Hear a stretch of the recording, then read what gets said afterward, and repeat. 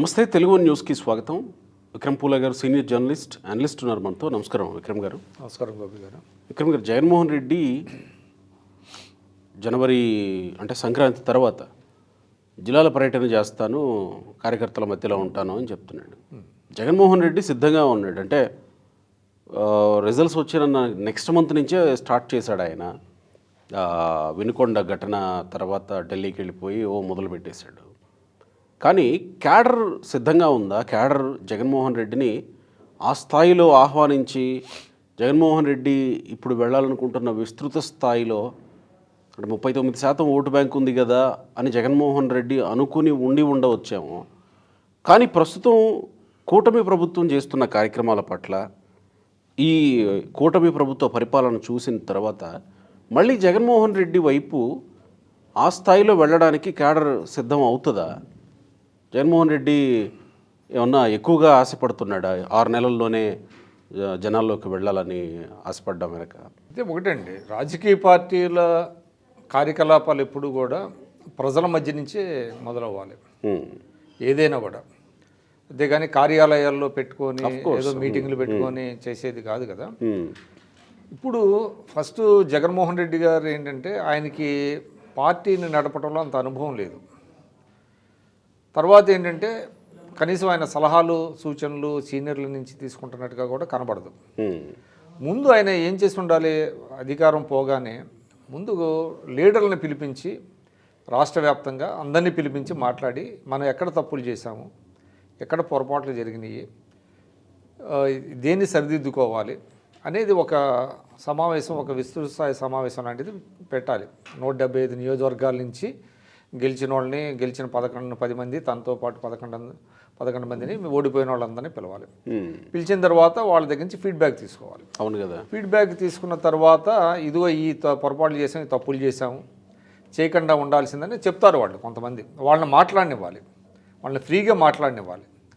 మాట్లాడిస్తే ఎక్కడ అవినీతి జరిగింది, ఎక్కడ ఎక్సెసెస్ జరిగినాయి, ఎక్కడ పోలీసుని దుర్వినియోగం చేశారు, ప్రతిపక్షాన్ని ఏ విధంగా వేధింపులకు గురి చేశారు, ఇవన్నీ కూడా కొంతమంది చెప్తారు. అది అవన్నీ స్వీకరించగలిగినటువంటి ఔదార్యం ఉండాలి నాయకుడిలో. ఆయన ఏం చేశాడు, అసలు అటువంటి సమావేశాన్ని ఇప్పటి వరకు కూడా పెడితే ఏమైందంటే భయపడి ఉంటాడు నేను అనుకుంటాం. ఎందుకంటే ఇవన్నీ చెప్తారు కదా, చాలామంది ఓపెన్గా చెబుతారు. చాలామంది ఎమ్మెల్యేలు, ఓడిపోయిన మాజీలు లిక్కర్ విషయంలో మా ప్రభుత్వం అలాంటి ఇది తీసుకుని ఉండకుండా ఉంటే బాగుండేది అని అక్కడ చెప్పడం వేరు, పార్టీ ప్లాట్ఫామ్ మీద కరెక్ట్. ఆ పార్టీ ప్లాట్ఫామ్ మీద మాట్లాడితే ఏమవుద్ది, నాయకుడికి తెలుస్తుంది ఈ అభిప్రాయాలు, వాళ్ళు ఎవరు అభిప్రాయాలు చెబుతున్నారు, ప్రజల అభిప్రాయాలు, కింద స్థాయి కేడర్ అభిప్రాయాలు చెబుతున్నారు. అది ఇప్పటి వరకు ఆయన పెట్టకపోవడానికి కారణం ఏంటంటే ఆయన నిరాకరిస్తున్నాడు. తను చేసిన తప్పులను ఒప్పుకోవడానికి ఆయన నిరాకరించి అసలు ఏమీ తప్పులు జరగలేదు, చంద్రబాబు నాయుడు గారు, కూటమి నాయకులు అందరూ ఏదో ఫాల్స్ ప్రామిసెస్ చేయటం వల్ల, సూపర్ 6 అనేటువంటి ఏదో ప్రామిస్ చేయడం వలన వాళ్ళు గెలిచారు, అదేవిధంగా కొన్ని మీడియా హౌసెస్ వాళ్ళకి సపోర్ట్ చేసినాయి కాబట్టి గెలిచారు తప్ప మన పొరపాట్లు ఏమి లేవు అనేది ఆయన నిజంగా నమ్ముతున్నాడా లేకపోతే నమ్ముతున్నట్టు నటిస్తున్నాడో మనకు తెలియదు. కానీ బట్ ఇప్పటి వరకు కూడా మా సైడ్ నుంచి ఈ తప్పులు జరిగినాయి, ఇక జరగబు, మీరంతా పనిచేయండి పార్టీకి అని ఆయన ఎక్కడా కూడా కాల్ ఇవ్వాలి. అందుకని ఇవాళ చాలామంది ఉప ముఖ్యమంత్రులుగా పనిచేసినటువంటి ఆళ్ళ నాని లాంటి వాళ్ళు కూడా ఎందుకు పార్టీ మారిపోతున్నారు, కారణం ఏంటంటే పైనుంచి ఒక భరోసా అనేటువంటిది ఇప్పటివరకు కేడర్కి తర్వాత, ప్రజలకి కేడర్కి తర్వాత ముందు నాయకులకి ఇవ్వాలిగా.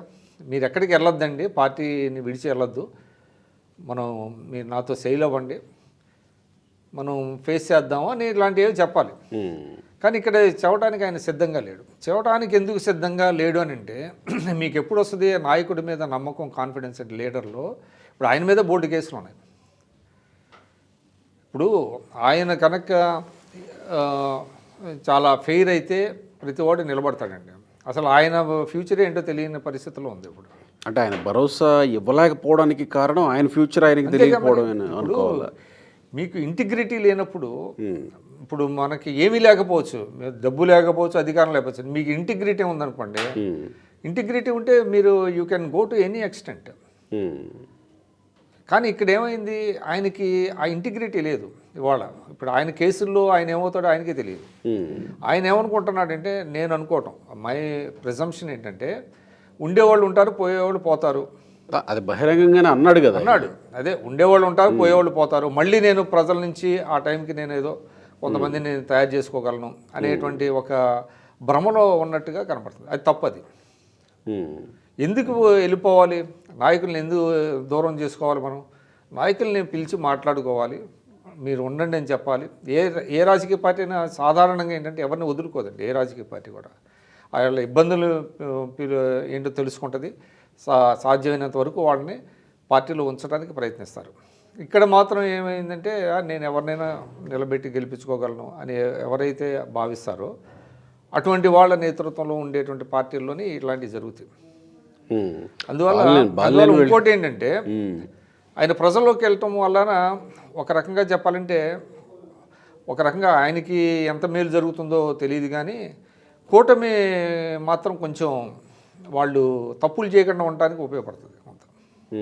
టు దట్ ఎక్స్టెంట్ ఏంటంటే ప్రజలకి అది మేలు జరుగుతుంది. ఎందుకంటే మీకు ఎప్పుడైతే ప్రెషర్ ఉంటుందో అవుట్ సైడ్ నుంచి, ఇవాళ మీరు ఆ బియ్యం కుంభకోణం ఉంది ఏదో జరుగుతుంది కదా, కొన్ని రోజుల క్రితం ఈనాళ్ళు కూడా వేశారు, బ్యానర్ ఐటెం వేశారు, కొన్ని నియోజకవర్గాల్లో తరలిపోతుందని.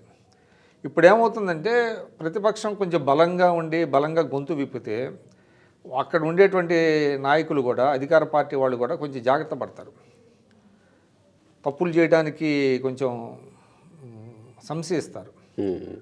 అందువల్ల ప్రతిపక్షం అనేది ప్రజల్లోకి వెళ్ళటం ఉపయోగం, అది ప్రజలకు ఉపయోగపడుతుంది. సరే, జగన్మోహన్ రెడ్డి గారు ఏంటంటే, ఆయన ఇప్పటికిప్పుడు ఆయనతో కేడర్ ఏదో వస్తుంది, కలిసి వస్తుంది, నేను వీళ్ళ మీద అంటే ఆయన ఒకటి అనుకుంటున్నట్టు, జమినీ ఎన్నికలు అది ఏదో అంటున్నారు కదా, అదేదో 2 ఏళ్లలో మళ్ళీ వచ్చేస్తుందని వాళ్ళని ఏదో చెప్పే ప్రయత్నం, ఏదో మొత్తానికి ఏదో చేయాలని అనుకుంటున్నాడు. కానీ అంత తేలికైతే ఏం కాదు.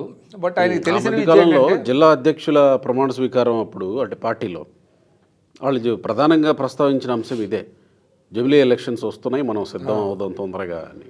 అదే, అది ఏదో ఒకటి చూపించి, మీరు అంటే ఉన్న నాయకులు కూడా కోల్పోకుండా, కేడర్ చెల్లా చెదురు కాకుండా ఉండటానికి ఆయన ఏదో ప్రయత్నాలు చేస్తున్నారు. అంటే ఇంకొక కీలకమైనటువంటి అంశం ఏంటంటే, ఇక్కడ జగన్మోహన్ రెడ్డి అధికారంలో ఉండగా చాలామంది గ్రామ స్థాయిలో కూడా చిన్న చిన్న కాంట్రాక్టులు తీసుకుని పనులు చేయించిన వాళ్ళు ఉన్నారు, వాళ్ళకి బిల్లులు ఇవ్వాల సరిగ్గా.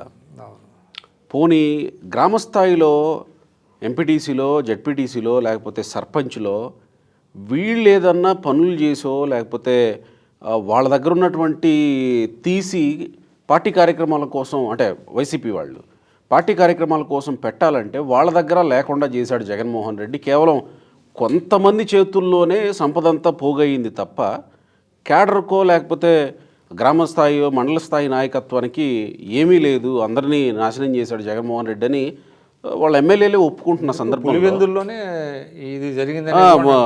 జగన్మోహన్ రెడ్డి మొదటిసారి పులివెందులు వెళ్ళినప్పుడు ఏం జరిగిందో చూసాం కదా. అలాంటి పరిస్థితుల్లో క్యాడర్ ఇప్పుడు జగన్మోహన్ రెడ్డి వస్తే మళ్ళీ ఆ స్థాయిలో ఖర్చు పెట్టుకొని జగన్మోహన్ రెడ్డి కోసం పొలమంటూ పరిగెత్తే పరిస్థితులు వస్తాయా? ఇప్పుడు అంత ఉండదండి, వెయిట్ అండ్ వాచ్ లాగా ఉంటారు క్యాడర్ కూడా. వచ్చేదేముంది, పోయేదేముంది, ఇంకా అన్నట్టుగా ఏ కార్యక్రమం తీసుకుని ఖర్చుతో పనే కదా. అయితే జగన్మోహన్ రెడ్డి గారికి ఏంటంటే ఒక అడ్వాంటేజ్ ఉంది, ఆయనకి ఏంటంటే ఒక ఓన్ మీడియా ఉంది.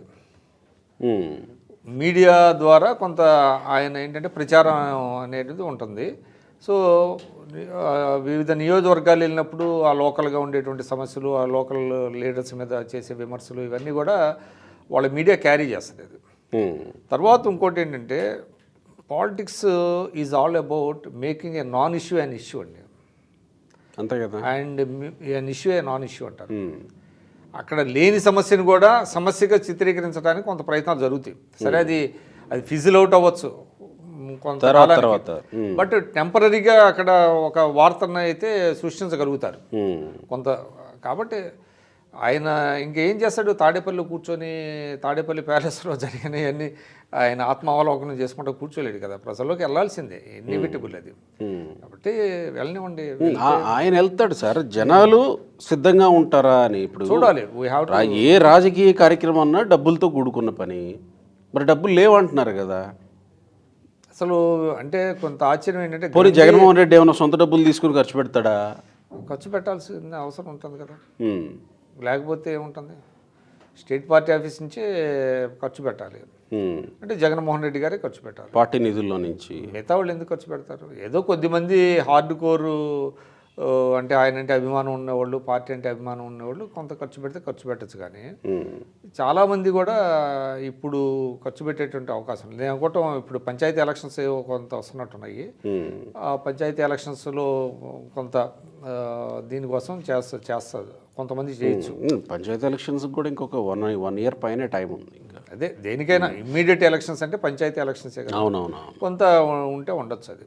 ఉమ్, కానీ ఒకటి ఆయన ఎవరు వచ్చినా ఎవరు లేకపోయినా వెళ్తాడు ఆయన. ఉమ్, టెస్టింగ్ ది వాటర్స్ అంటారు. అసలు ఎలా ఉందో తెలియాలిగా, ఉమ్, గ్రౌండ్ లెవెల్లో ఏ విధంగా ఉందనేది ఆయన టెస్ట్ చేసుకోవాలి కదా. ఉమ్. ఆ టెస్ట్ చేసుకోవటానికైనా వెళ్ళాల్సిందే, వెళ్తాడు. అది ఎట్లా ఉంటుంది, అది అద్భుతంగా ఉంటుందా లేదా అనేది మనం చెప్పలేము. అది అద్భుతంగా ఉండే అవకాశం అయితే లేదు ఇప్పుడు. ఒకవేళ అద్భుతంగా ఉంది అని అంటే గనక కూటమి ప్రభుత్వంలో ఏదో కొంత అసంతృప్తి ఉన్నట్టే అనుకోవాలా? అంటే నేను అనుకోవటం కూటమి వైఫల్యాలు వాళ్ళ పాజిటివ్స్ కంటే కూడా నేను అనుకోవటం కోర్టు కేసులు దే ఆర్ లూమింగ్ లార్జ్ అండి జగన్మోహన్ రెడ్డి మీద. ఇప్పుడు సిబిఐ కేసులు నిన్న మనం అంటే go by the observations of the supreme court. Supreme court observations కనుక మనం పరిశీలించినట్లయితే ఇది యాజ్ ఎర్లీ యాజ్ పాసిబుల్ తొందరగానే మళ్ళీ సిబిఐ కేసులు కావచ్చు, ఈడీ కేసులు కావచ్చు, ఇవి మళ్ళీ అంటే కొత్త కేసులు ఎడితిరిగి కొన్ని మెడకు చుట్టుకుంటాయి. ఈ పాత కేసులు కూడా ఉన్నాయి కదా, ఇవి కూడా వీటిల్లో కూడా కొంత పురోగతి కనపడుతుంది. అప్పుడు కొన్ని ఇబ్బందులు ఎదురవుతాయి. అప్పుడు ఏంటంటే ఈయనకి ఒక ఎస్కేప్ రూట్ అనమాట ఇది.